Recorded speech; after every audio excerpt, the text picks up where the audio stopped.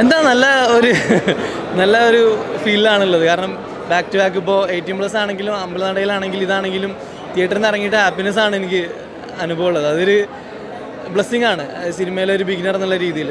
മൂന്നും നല്ല ക്രൗഡ്, എല്ലാവരും ഹാപ്പി ആയിട്ട് ഇറങ്ങണം. ആ ഒരു ഫീല് മൂന്നാമത്തെ പടത്തിനും കിട്ടിയപ്പോൾ ഞാൻ ഭയങ്കര ഹാപ്പിയാണ്. വാഴ പിന്നെ ഒരുപാട് റിലേറ്റ് ആയി. കാരണം ഞാൻ ഫാദറായിട്ട് കുറച്ചധികം കണക്റ്റ് ആയിട്ടുള്ള ആളാണ്.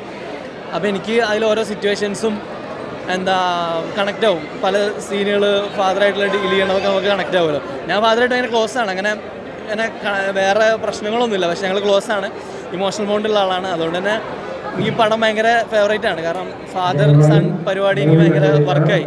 എല്ലാവരും ഈ പടം കാണണം. കാരണം നമ്മളൊരു 16-17 വയസ്സാകുമ്പോൾ ആമ്പിള്ളേർക്ക് ഒരു കണക്ഷൻ പോയി പോകും. അച്ഛന്മാരായിട്ടൊരു ചെറിയൊരു അത് മാറിപ്പോവും ഈ പടം കാണുമ്പോൾ. അതെന്തുകൊണ്ടാണെന്ന് മനസ്സിലാവും. പടം കഴിയുമ്പോൾ നമുക്ക് അച്ഛനൊന്ന് കണ്ടിരുന്നെങ്കിൽ എന്ന് തോന്നിപ്പോകേണ്ടതാണ്.